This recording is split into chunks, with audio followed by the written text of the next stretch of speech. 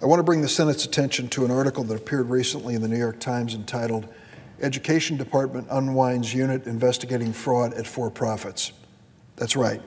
Even while tens of thousands of students are still waiting for the federal student loan discharges to which they are entitled under law because they were defrauded by for-profit colleges like Corinthian and ITT Tech, the Secretary of Education, Betsy DeVos, is dismantling the enforcement unit that was set up to prevent future fraud. Corinthian and ITT Tech have become the most infamous examples of for-profit college predatory practice, but they are hardly unique in an industry. I've often said on the floor of the Senate, and the numbers have changed slightly over the years, you can tell the story of for-profit colleges and universities if you know two numbers. This will be on the final. First number, 9% of students graduating from high school go to for-profit colleges and universities. University of Phoenix, DeVry, Kaplan, similar universities. 9% of high school students go to for-profit colleges and universities. 33% of all the college student loan defaults are students from for-profit colleges and universities. 9%, 33%. Why? Why such a dramatic difference between the percentage of kids going to these schools and those who default on student debt, 33% of whom went to the same schools? Two reasons. For-profit colleges and universities overcharge the students and produce a diploma that is virtually worthless when it comes to finding a job and paying off your student loan debt. That is the reality. In the last 5 years, nearly every major for-profit college has been investigated or sued by more than one state attorney general and a federal agency for unfair, deceptive, and abusive practices. Thanks to Secretary DeVos, they don't need to worry about the Department of Education. The writing has been on the wall for some time. Last summer, Secretary DeVos hired DeVry University Dean Julian Schmoke to be Chief Enforcement Officer, where he would oversee the enforcement unit. I noted at the time that this troubling decision gave the enforcement unit the ongoing, it was done at the time the enforcement unit had an ongoing investigation of DeVry. The Times story confirmed my fears. They note that members of the enforcement unit have been marginalized, reassigned, and instructed to focus on other matters. What had expanded under President Obama to include around a dozen lawyers and investigators has now been reduced to 3 employees. According to the New York Times, the downsizing effectively killed investigations into several large for-profit colleges, including, you guessed it, DeVry.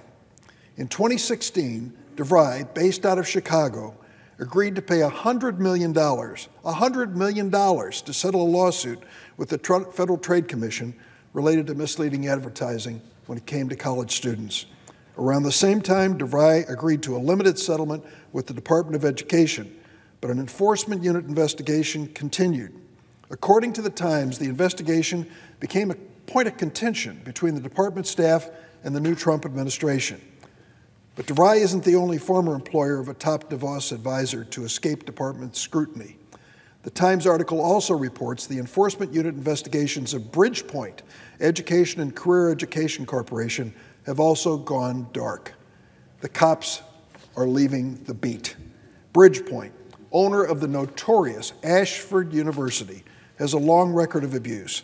Last year, the Consumer Financial Protection Bureau ordered the company to pay $30 million for deceptive acts and practices, including lying to students about their obligations under student loans.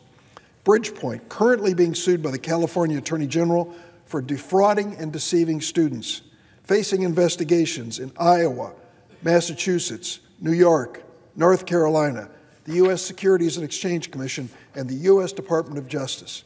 The U.S. Department of Veterans Affairs has also taken action to withdraw Ashford's eligibility to participate in the GI Bill because of their failure to comply with VA regulations. But as the New York Times article points out, Bridgepoint has friends in high places when it comes to the Trump administration. A former consultant for Bridgepoint is now the Director of Strategic Communications at the White House. And then there's Robert Eitel, hired by Secretary DeVos in February 2017 as a special assistant. For the first 9 weeks of his Department of Education tenure, Eitel was actually on unpaid leave of absence from Bridgepoint. You heard that right. He was an employee of the Department of Education and continued as an employee of one of the most predatory for-profit colleges in this country at the same time. ABC News reports Eitel had a hand in dismantling the department's borrower defense rule, which would have helped students who were defrauded by for-profit colleges like Ashford. How's that for a fox guarding the henhouse? But we're not done yet. Don't forget about Career Education Corporation, which reports it's currently under investigation by 23 state attorneys general, including Lisa Madigan of Illinois. In 2013, Career Education Corporation agreed to pay $10.25 million in a settlement with the New York Attorney General over job placement rate inflation, an act of fraud. The company has been investigated by the FTC and the SEC. The Department of Education even placed one of its schools, American Intercontinental University, on heightened cash monitoring for concerns related to its administrative capability. But the enforcement unit's investigation into fraud by the company has come to a screeching halt, according to the New York Times. So what at the Department of Education is connected to Career Education Corporation? Well, in addition to working for Bridgepoint, Mr. Eitel was previously a top lawyer for that company, the Career Education Corporation. Then there's Diane Auer-Jones, previously a senior vice president of Career Education Corporation, hired by Secretary DeVos to be her senior advisor on post-secondary education.